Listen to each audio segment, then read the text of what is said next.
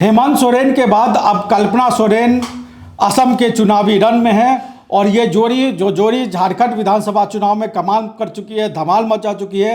अब असम में अपनी ताकत दिखाने के लिए उतर चुकी है और हेमंत सोरेन का साथ देने के लिए कल्पना सोरेन चुनावी मैदान में है। और जो ये पूरी चुनावी बिसात है वो बिसात कुछ ऐसे बिछी है कि चाय बागानों के थ्रू ये पूरी बिसात बिछाई गई है।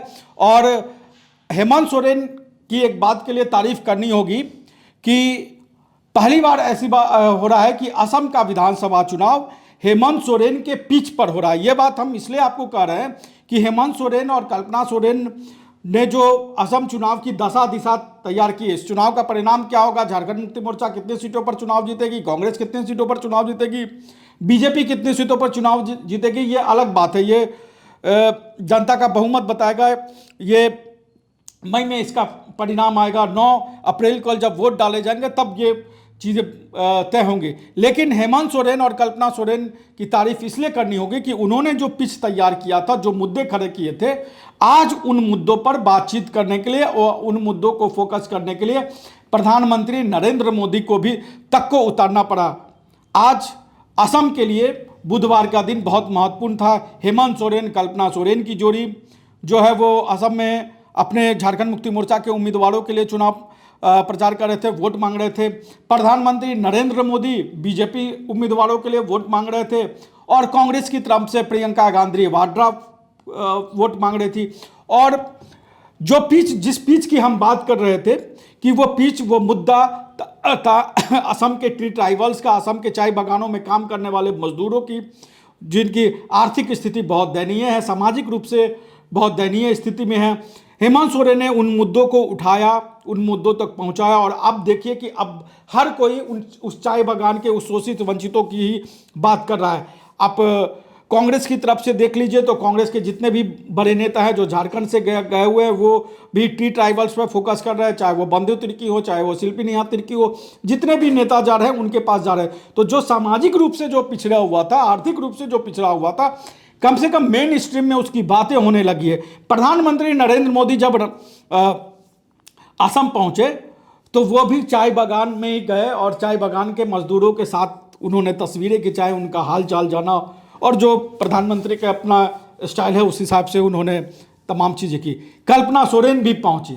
कल्पना सोरेन ने असम के चाय बागान में काम करने वाले मजदूरों से, खासतौर पे महिलाओं से बातचीत की, उनकी आर्थिक स्थिति को समझा, उनके बारे में बातें की, उनकी समस्याओं को समझ के ये भरोसा दिलाया कि झारखंड मुक्ति मोर्चा अब उनके अधिकारों की लड़ाई, उनके हक की लड़ाई लड़ने के लिए आ गया है, इसलिए आप आइए। हेमंत सोरेन ने भी आज जो है वो बुधवार को जो चाय बागान में ही एक तरीके से कार्यक्रम किया और वहाँ पर ही सभा को संबोधित किया। जो झारखंड मुक्ति मोर्चा के उम्मीदवार थे उनके समर्थन में सभा की।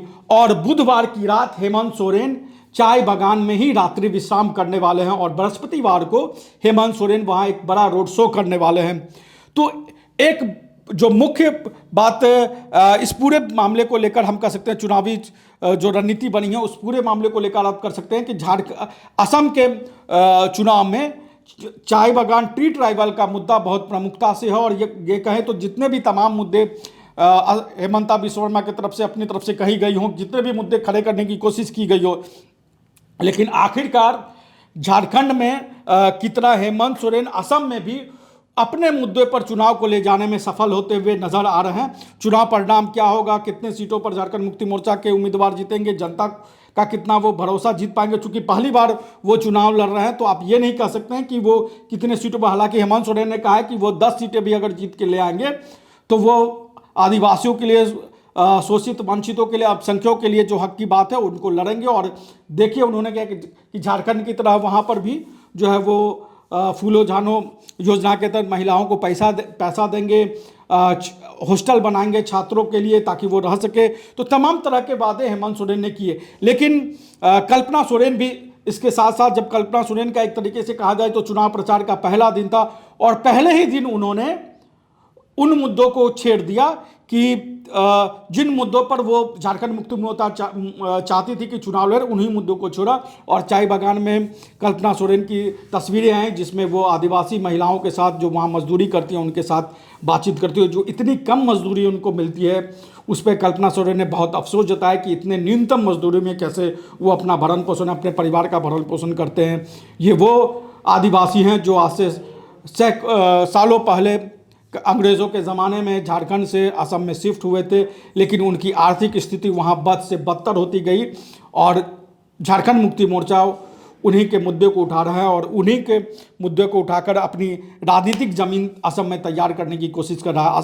असम में हेमंत सोरेन की राजनीतिक ज़मीन कितनी तैयार होगी इस चुनाव के बाद पता चलेगा, लेकिन एक बात तो ज़रूर तय है कि हेमंत सोरेन और कल्पना सोरेन की जोड़ी ने असम के जो चुनावी मुद्दे हैं उसमें ट्री ट्राइबल के मुद्दे को बहुत प्रमुखता से रख दिया और शायद इसीलिए प्रधानमंत्री तक को उसके काट के लिए उतारना पड़ा। और चाय बागानों में प्रधानमंत्री की तस्वीर, उनका वीडियो भी आया है। चाय बागान के जो मजदूर हैं, श्रमिक हैं, महिलाएं हैं, उनसे बातचीत करते हुए, उनके साथ तस्वीरें खिंचाते हुए।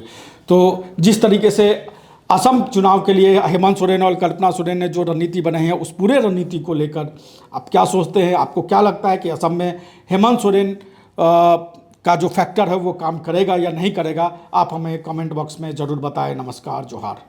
बायोम इंस्टीट्यूट नीट की तैयारी के लिए एक भरोसेमंद नाम। यहाँ अनुभवी फैकल्टी, स्मार्ट क्लासरूम और बेहतरीन टीचिंग मेथड से स्टूडेंट्स को मिलती है मजबूत तैयारी। यहाँ हर स्टूडेंट को मिलता है पर्सनल गाइडेंस और डाउट क्लियरिंग का पूरा सपोर्ट। नीट 2027 और 28 के लिए फेज 1 बैच 9 अप्रैल से शुरू हो रहा है। आज ही बायोम इंस्टीट्यूट से जुड़े और अपने डॉक्टर बनने के सपने को दे सही दिशा। बायोम इंस्टीट्यूट सिर्फ मेडिकल प्रिपरेशन का संस्थान। रॉयल इंडिया में आपका स्वागत है। भारत के सबसे विश्वसनीय सोलर मोटर पंप और MPPT कंट्रोलर निर्माता। रॉयल इंडिया का high performance movable trolley solar water pumping system प्रस्तुत है। बेहतर दक्षता के लिए डिजाइन किया गया और आसानी से ले जाने योग्य। सरकारी परियोजनाओं के लिए अनुमोदित देश भर के कॉन्ट्रैक्टर्स और एजेंसियों की पहली पसंद। MNRE द्वारा अनुमोदित, उल प्रमाणित, उद्योग मानकों के अनुरूप स्वदेशी उत्पाद। सार्थक ऊर्जा समाधान के लिए हमारे साथ साझेदारी करें। आज ही संपर्क करें।